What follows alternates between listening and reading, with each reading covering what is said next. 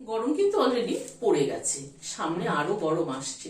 এই গরমে কিন্তু সকালবেলা ব্রেকফাস্টে খাওয়ার মতো এরকমই একটা রেসিপি আজ আপনাদের সাথে শেয়ার করছি। আমরা তো চিড়ের পোলাও অনেক খেয়েছি, আজকে কিন্তু চিড়ে দিয়ে একটা আইটেম আপনাদের সাথে শেয়ার করছি, কিন্তু অত্যন্ত সিম্পল, হালকা, গরমে খাওয়ার জন্য কিন্তু ভীষণ ভালো। চলুন তাহলে দেখতে থাকি কি করে বানালাম। 75 গ্রাম মতো চিড়ে নিয়েছি।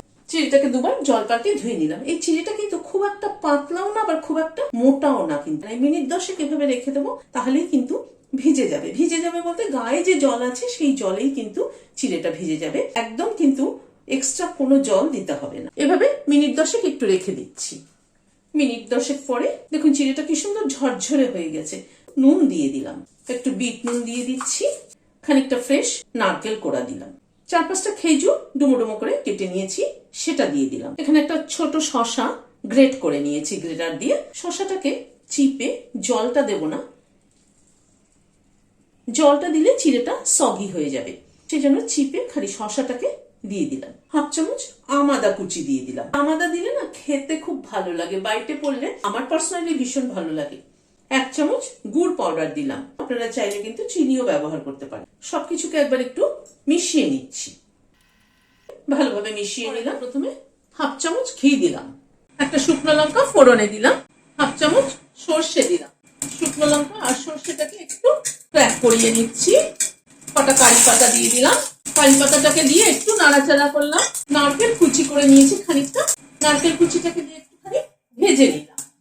5-6টা কাজু দিয়ে দিলাম, কাজুটাকে একটু ভেজে নিচ্ছি। গ্যাসের ফ্লেমটাকে কিন্তু একদম লো রাখতে হবে। কাজুটাকে দিয়ে একটু নাড়াচাড়া করে নিলাম।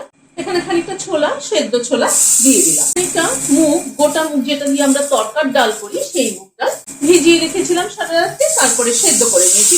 কিরকম সেদ্ধ হয়েছে, চাপ দিচ্ছি, ভেঙে যাচ্ছে কিন্তু গলে যায়নি, নাড়াচাড়া করে নিচ্ছি।